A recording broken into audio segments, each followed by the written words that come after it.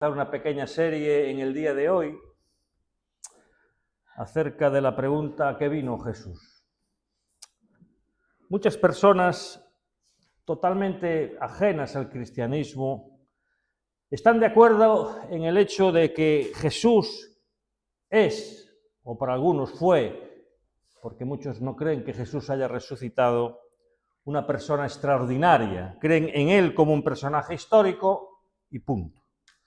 H.G. Wells, un famoso escritor británico, que veía a la religión como un obstáculo para el avance de la ciencia, dijo en cierta ocasión, escucha lo que este hombre dijo: soy historiador, no soy creyente, pero debo confesar que este predicador sin dinero de Nazaret es irrevocablemente el centro de la historia. Jesucristo es la persona más destacada que jamás haya vivido. Albert Einstein, de este sí que habréis escuchado hablar, me imagino, dijo también: soy judío, pero estoy fascinado por la luminosa figura del Nazareno, refiriéndose a Jesucristo, por supuesto. Mahatma Gandhi, otro líder político y espiritual de la India, muy reconocido, premio Nobel de la Paz del siglo pasado, ¿verdad?, dijo acerca de Jesús: un hombre que fue completamente inocente, se ofreció a sí mismo como un sacrificio por el bien de los demás y se convirtió en el rescate del mundo. Ahora, una cosa es profesar admiración por Jesús, otra muy diferente es comprender la magnitud de su obra redentora y actuar en consecuencia. Son dos cosas bien diferentes. ¿Por qué es importante Jesús? ¿Y qué es exactamente lo que él vino a hacer? Responder simplemente que vino a salvarnos o incluso que al morir se convirtió en el rescate del mundo, como dijo Mahatma Gandhi, no nos ayuda a entender cómo nos rescata Jesús ni de qué.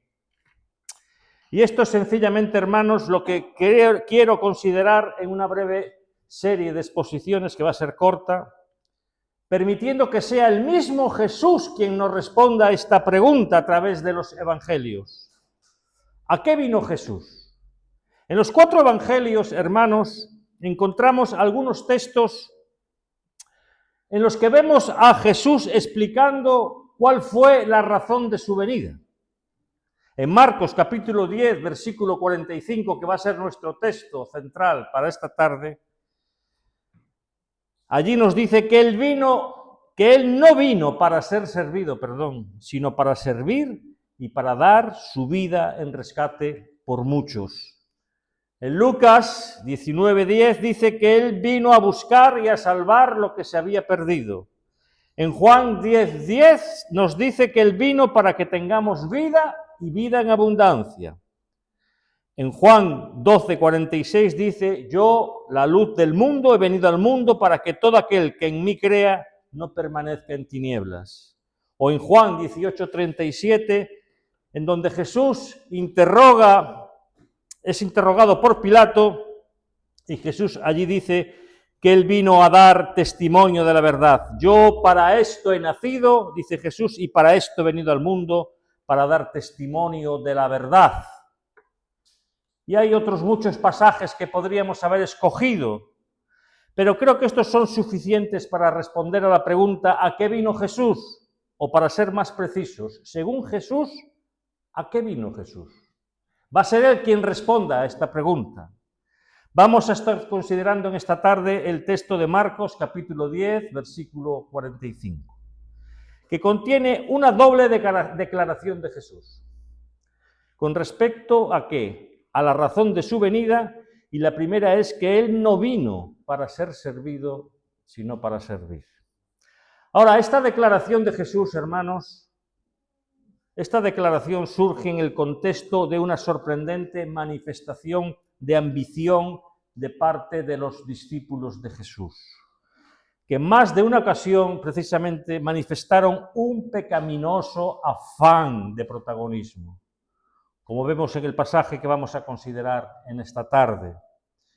Así que vamos a comenzar en el contexto de esta declaración, en el pasaje de Marcos, capítulo versículo 32, capítulo 10. Allí dice: iban por el camino subiendo a Jerusalén y Jesús iba delante de ellos. Los discípulos estaban perplejos y los que lo seguían tenían miedo. Miedo. A estas alturas del ministerio de Jesús, los líderes religiosos de Israel manifestaban una fuerte hostilidad contra Jesús. Había una fuerte oposición hacia su persona. A lo que se añade a esto que unos días antes, cerca de Cesarea de Filipo, Pedro había declarado que él era el Cristo, o sea, que Jesús era el Cristo. Es decir, que Jesús era el Mesías prometido en el Antiguo Testamento.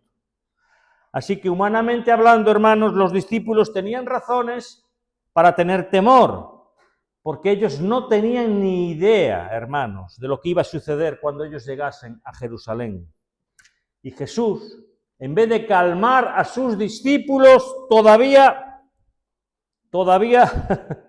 les hace ver que sus temores no eran del todo infundados.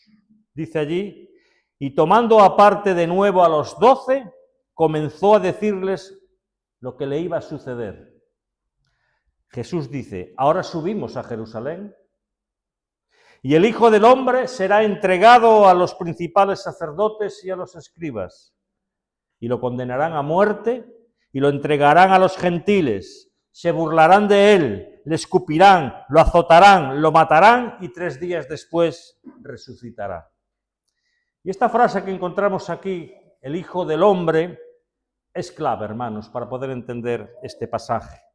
Este era un título que usó el profeta Daniel en su libro para referirse a ¿quién? Al Mesías, y que Jesús se atribuye a sí mismo, es su título preferido para referirse al mismo, y lo utiliza más de 80 veces en los evangelios.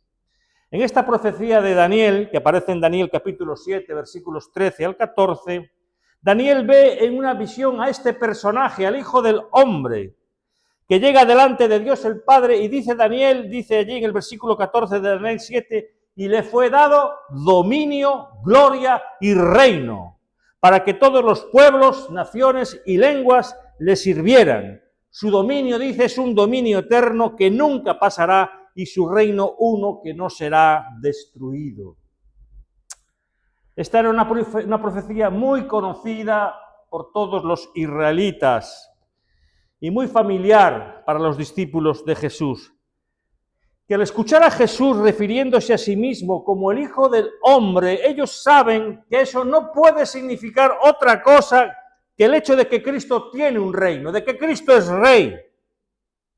Ahora, lo que ellos no podían entender de ninguna manera es cómo encajar, ¿verdad?, esa profecía con lo que él acaba de anunciarles acerca de su muerte.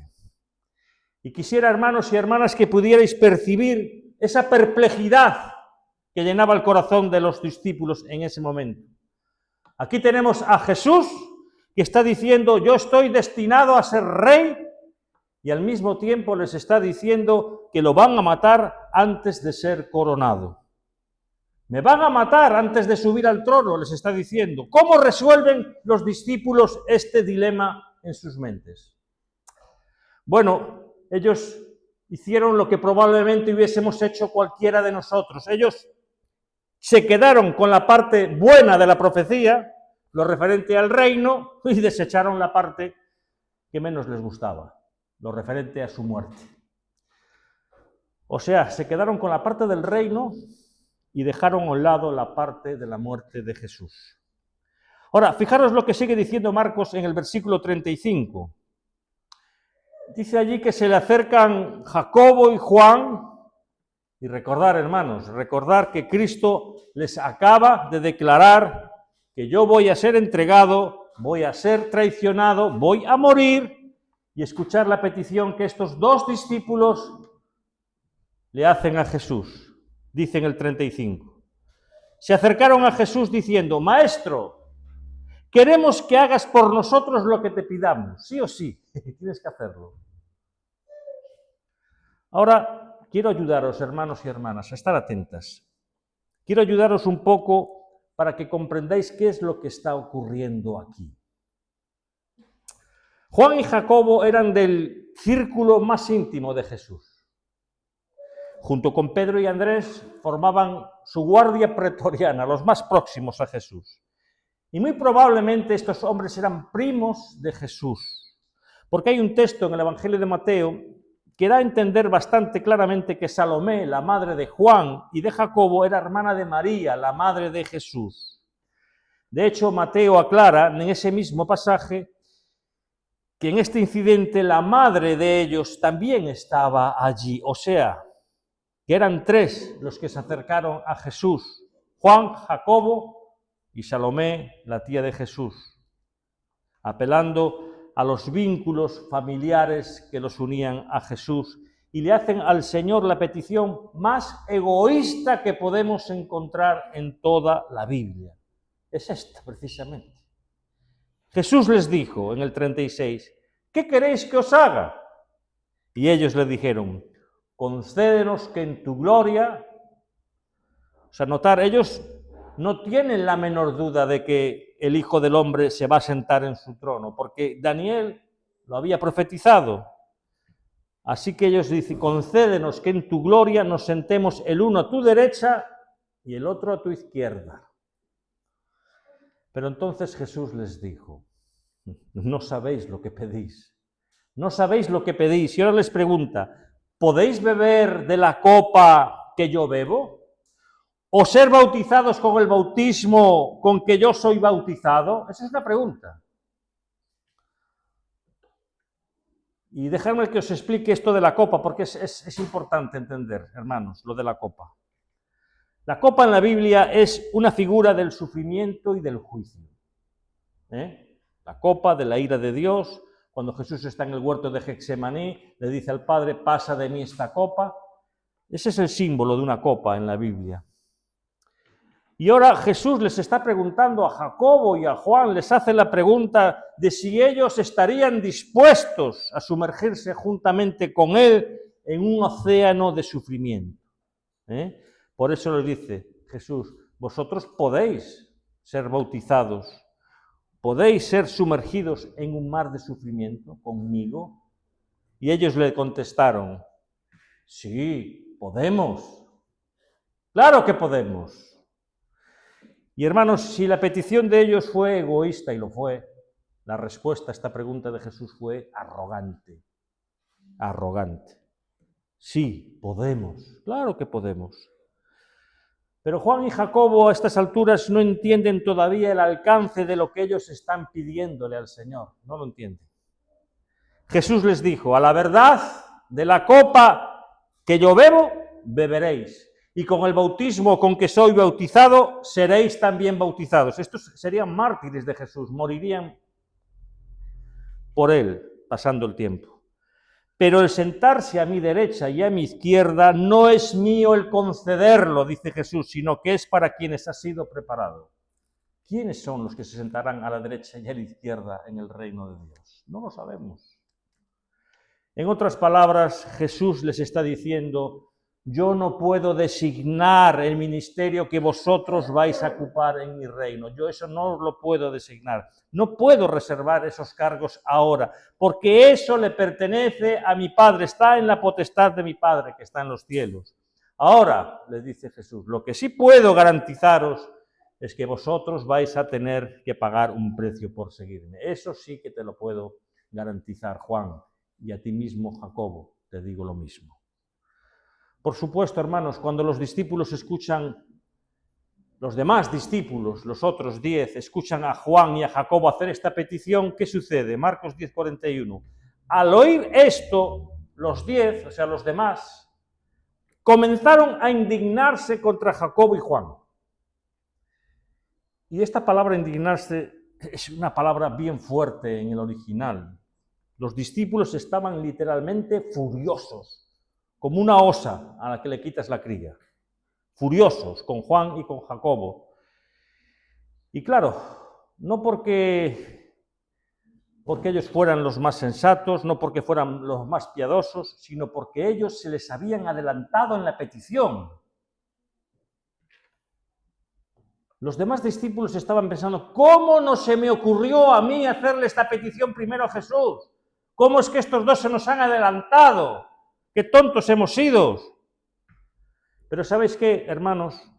Todos ellos habían sido arropados por el orgullo y por la ambición.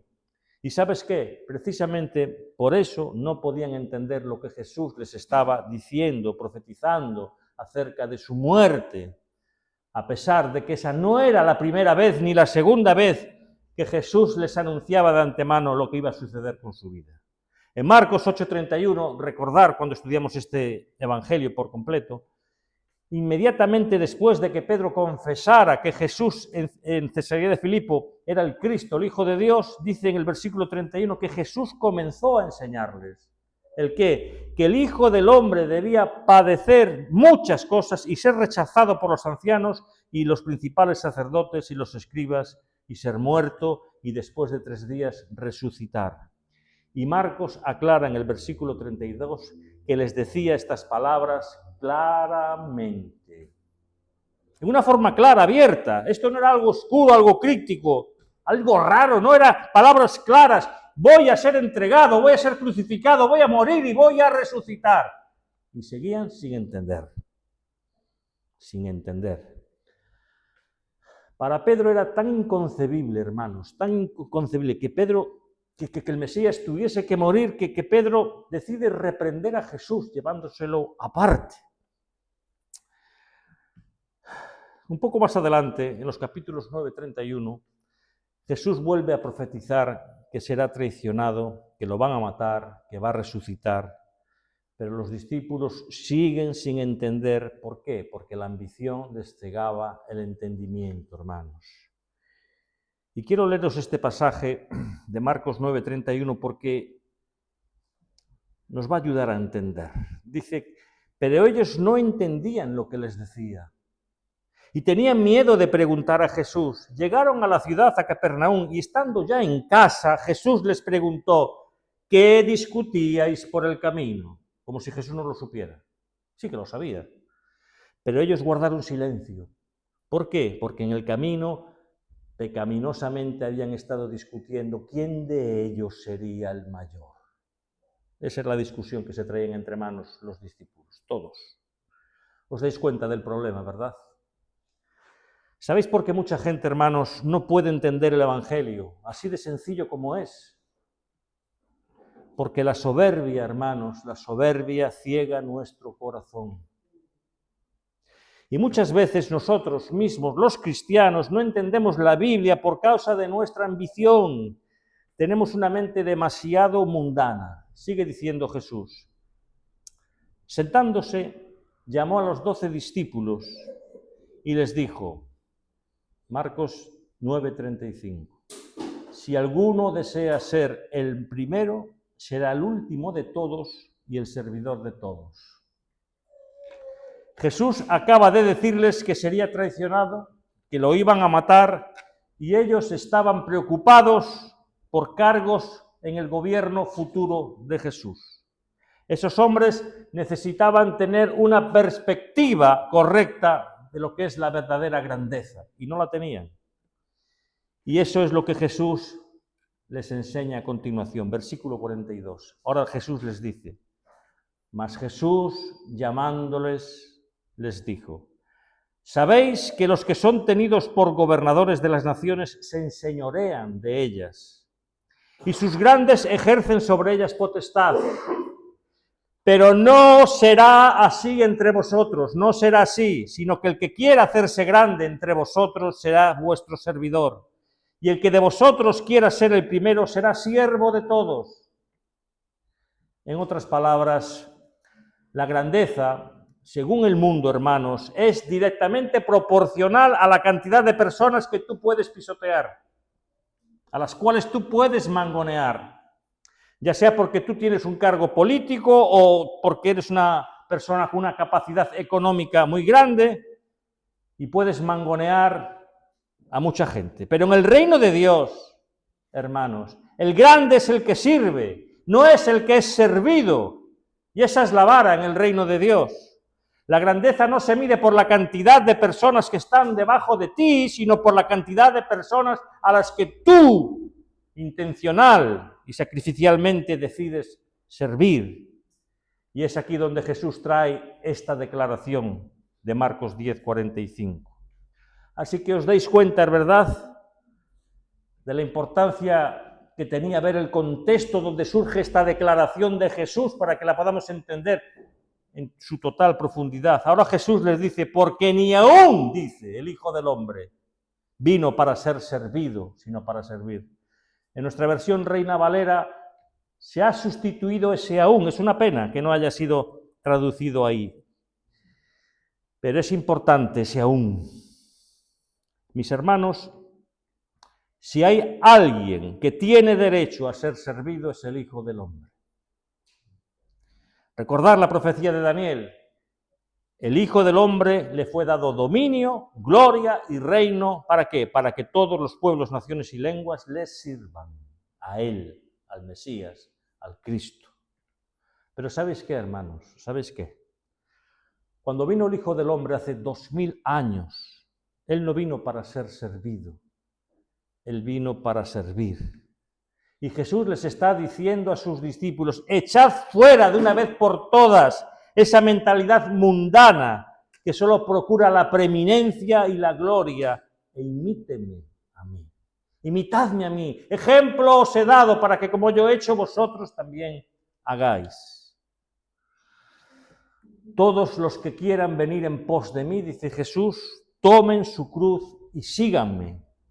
Y si esto de la cruz no te hace sentido hoy en el siglo XXI, tengo que decirte que la cruz era un instrumento de muerte. Es como si Jesús te está diciendo, el que quiera venir en pos de mí, coja la guillotina y sígueme. Esa guillotina para cortarte la cabeza de tu yo, para que le des muerte a tu yo. O toma la silla eléctrica y mata a tu yo. El problema, hermanos, es que somos por naturaleza orgullosos. Matar al yo, esa es la idea. El que quiera ser grande, dice Jesús, será vuestro servidor, y el que quiera ser el primero será siervo de todos. Pero somos muy orgullosos, hermanos, muy orgullosos por naturaleza. Somos egoístas por naturaleza, somos envidiosos, estamos sedientos de gloria y de poder. Tú y yo somos pordioseros espirituales, con complejo de grandeza. Y debido a esa miserable condición en la que nos encontramos, necesitamos ser rescatados de esa miserable condición. Y eso nos lleva al segundo punto, ¿verdad?, de nuestro texto. Ya vimos que Jesús no vino para ser servido, sino para servir, pero Él sigue diciendo, sino para dar su vida en rescate por muchos. Atento a esto, hermanos. Esta es la esencia del Evangelio. Ese es el corazón de la buena noticia del Evangelio, que Jesús vino a dar su vida para rescatar a muchos, a muchos. Y tú puedes hacer memoria ahora de muchos personajes históricos que a lo largo de la historia se han sacrificado por los demás, incluso al punto de dar su vida o de poner en riesgo su economía. Muchos personajes te podrían venir a la mente, ¿verdad? Pero ningún ejemplo de la historia, hermano y hermana, puede compararse al de Jesús. Ninguno. Porque su rescate es único y es irrepetible. Y hay dos palabras importantes aquí, hermanos. Dos palabras pequeñas que debemos de aclarar. Dice que vino a dar su vida en rescate y ese por muchos. Esta preposición por parece una cosa pequeñita, pero tiene mucho significado. Significa literalmente en lugar de o a cambio de. Cristo vino a dar su vida en lugar de otras vidas. Cristo vino a dar su vida a cambio de otras vidas. Y la palabra rescate pertenece al contexto del Antiguo Testamento, hermanos. Y señala al pago que un israelita podía hacer a favor de otro israelita que había vendido su libertad por causa de una deuda, para poder librarlo de esa esclavitud en la que se encontraba. Y eso es algo ajeno a nuestra cultura, ¿verdad? Pero en el Antiguo Testamento, hermanos, si un israelita, por desgracia, debía un dinero, adquiría una deuda y no podía pagarla, él podía venderse a sí mismo como un esclavo a esa otra persona, con lo cual su deuda era saldada. Sin embargo, la ley, hermanos, la ley estipulaba que un pariente cercano a esa persona que se había vendido como esclavo podía librar a su pariente pagando el precio del rescate, pagando el precio de su deuda. O sea, la deuda del esclavo era pagada por otro y de ese modo era libertado de su esclavitud. De manera que lo que Jesús está diciendo aquí, hermano y hermana, es que Él vino a dar su vida para libertar a un montón de esclavos que no podían libertarse a sí mismos. Él vino a pagar el precio de su liberación. Ellos obtienen la libertad a cambio de la vida de Jesús. Es una vida por la otra, es la vida de Jesús por la nuestra. Esa es la idea. Esa es la idea. Ahora, ¿de qué esclavitud vino a librarnos Jesús? Te podrás preguntar. La Biblia es muy clara respecto a esto, hermanos y amigos. Él vino a librarnos de la esclavitud del pecado. El mismo Jesús declara en Juan capítulo 8, versículo 34, que todo el que comete pecado es esclavo del pecado. La razón por la que tú pecas es porque eres un esclavo. Pregunta que te hago. ¿Quién en el planeta Tierra comete pecado? Todos. Todos. Y mirad, hermanos, por más que la gente se justifique a sí mismo, y la gente se justifica mucho, todos sabemos que no siempre hacemos lo que está bien. Y de hecho, hermanos, confío que tú sabes esto. Yo confío en que tu conciencia te ha acusado más de una vez de que tú has hecho algo malo. Yo confío que tu conciencia, de hecho ahora mismo, tu conciencia te esté recordando, te haga saber que tú has hecho muchas cosas que no están bien. El problema es que aunque todo el mundo sabe que peca, la mayoría de la gente no se percibe a sí misma como un esclavo del pecado. Son dos cosas diferentes. La mayoría de la gente no se percibe como esclava del pecado y la razón de no percibirse como un esclavo del pecado es porque el pecado, hermanos, actúa en nosotros a través de nuestros deseos y a través de nuestra voluntad. El pecado actúa a través de nuestros deseos y de nuestra voluntad. En otras palabras, los seres humanos tienen la sensación de que actúan, de que están haciendo lo que les da la gana y realmente la razón es porque ciertamente están haciendo lo que les da la gana. Eso es lo que tú quieres hacer, por eso lo haces. Siempre que actuamos, hacemos lo que queremos. Pero debido a que el pecado ha corrompido la voluntad, debido a que el pecado ha corrompido nuestros deseos, esa sensación de libertad es una mera ilusión. Tú eres un esclavo. Todo el que comete pecado, dice Jesús, es esclavo del pecado. Sí, tú eres responsable de tus acciones, porque tú siempre haces lo que quieres. Pero lo cierto es que tu voluntad y tus deseos están encadenados al pecado. ¿Qué dice Pablo escribiéndole a los Efesios capítulo 2, versículos 1, 2 y 3, que hemos estudiado cuando vimos la carta de Pablo a los Efesios? ¿Qué dice allí? Y Él os dio vida a vosotros cuando estabais muertos en vuestros delitos y pecados, en los cuales anduvisteis en otro tiempo haciendo la voluntad de la carne y de los pensamientos. Esa era nuestra condición antes de venir a Cristo. Éramos esclavos.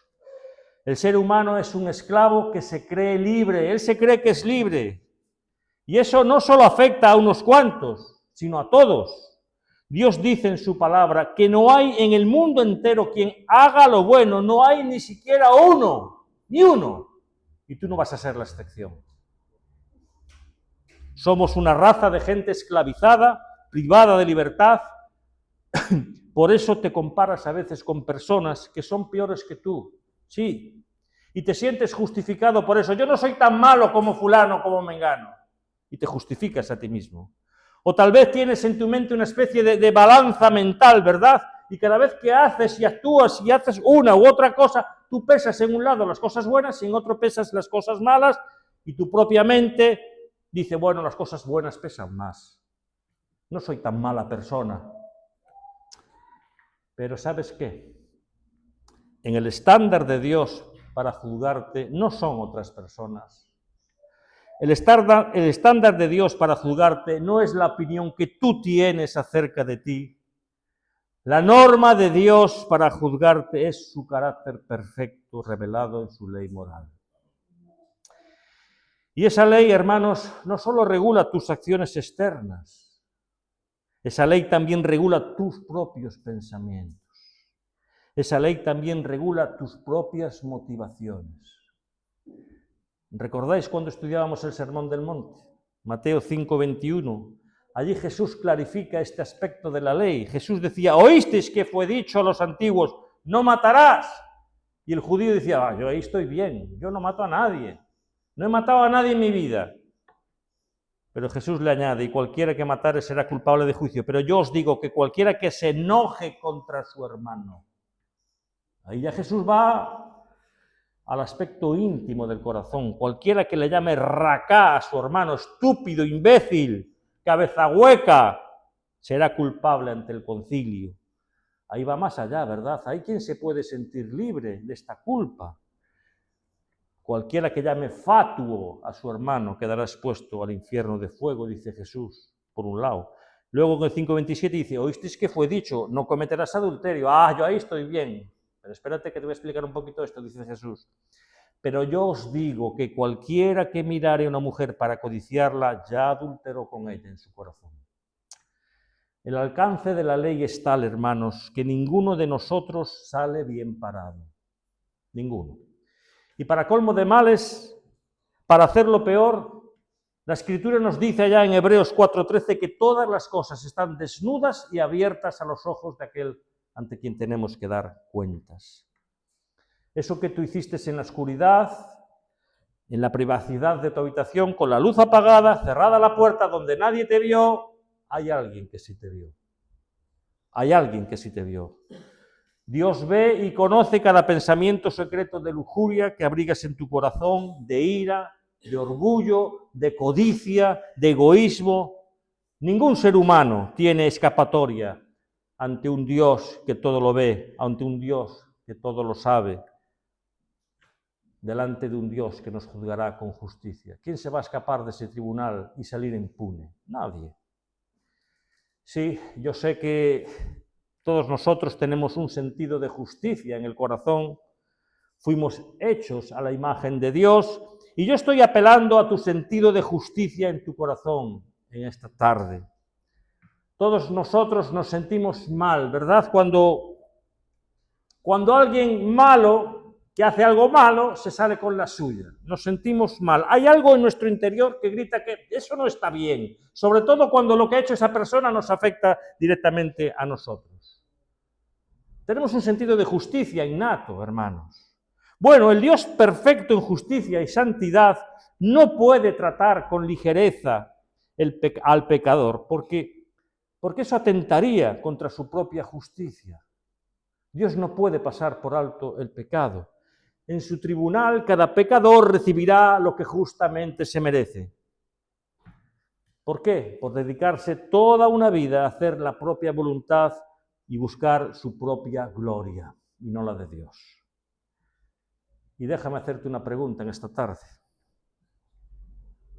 ¿Qué sucedería si se descubriera, verdad, que una división de nuestro ejército ha estado colaborando con unos terroristas musulmanes, les ha entregado planos secretos, les ha dado información, les ha dado armas, todo a cuenta del gasto general de nuestro Estado, pero se lo ha dado a los musulmanes? ¿Qué haría si se descubre eso?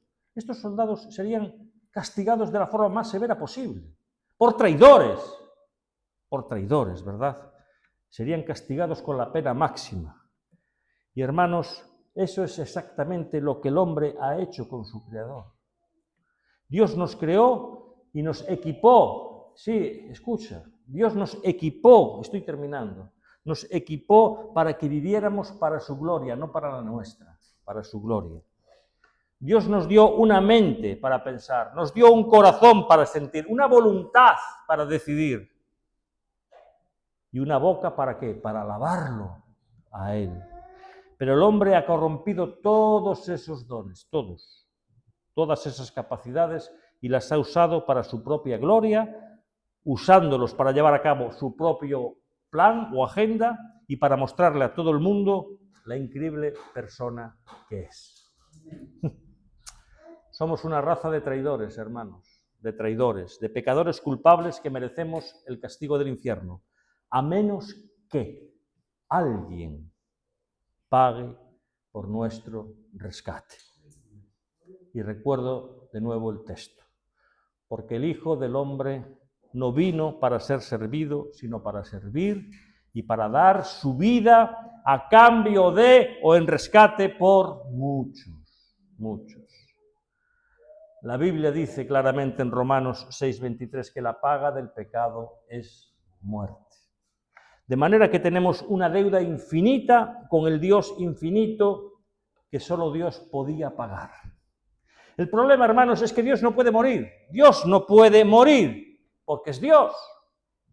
Y precisamente por eso el Hijo del Hombre se hizo hombre para pagar como hombre por nuestro rescate y darnos la verdadera libertad. Dice en Juan 8:36, si el Hijo os libertare, ¿qué dice? Seréis verdaderamente libres.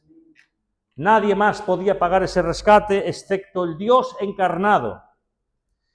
Y esa es la sorprendente noticia que proclama el Evangelio, hermanos, que Dios, el Dios de gloria, decidió pagar el precio. Él no vino para ser servido, Él vino para servir y dar su vida en rescate por muchos. Así que déjame terminar y aclararte algo, hermanos, para que no te vayas aquí con ínfulas de grandeza, hermanos. El mensaje del Evangelio no es ven y sirve a Jesús. No, esa no es, o no sería la buena noticia. De hecho, sería una noticia terrible. Porque ni tú ni yo, hermanos, ni tú ni yo, ni queremos ni podemos hacer eso. Ahora, lo sorprendente, lo glorioso del Evangelio es que Él, el más grande, el Hijo del Hombre, el Rey de Reyes, el Señor de Señores, Él no vino para ser servido, sino para servirnos a nosotros, muriendo en nuestro lugar en la cruz del Calvario. El Dios de gloria, hermanos, asumió el estatus de un siervo. Por supuesto que los que somos de Cristo le servimos y servimos a su pueblo, pero no lo hacemos para salvarnos, no lo hacemos para ganar ningún mérito, sino porque ya somos salvos por pura gracia. De hecho, eso es lo que distingue, hermanos, al cristiano de todas las demás religiones que hay sobre la faz de la tierra. Y déjame decirte, mi amigo, que solo existen dos religiones, porque una de las interrogantes que la gente te levanta cuando le estás evangelizando es que te dicen ¿cuál religión es la verdadera? Si hay cientos de religiones. No, solo hay dos. Solo hay dos religiones. El cristianismo bíblico y todas las demás las puedes meter en el mismo saco, porque todas te van a decir lo mismo. Todas las demás que te dicen que para salvarte tienes que hacer esto y aquello. Eso es lo que tienes que hacer. Y el cristianismo bíblico te dice que no te puedes salvar, que no puedes hacer absolutamente nada de nada para sacarte de la esclavitud. Nada de nada de nada. Eres un esclavo impotente. Impotente.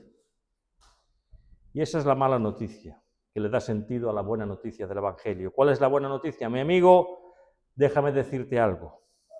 Nuestro Dios es autosuficiente. ¿Qué es eso? Que Él no nos necesita. No nos necesita para nada, ninguno de nosotros.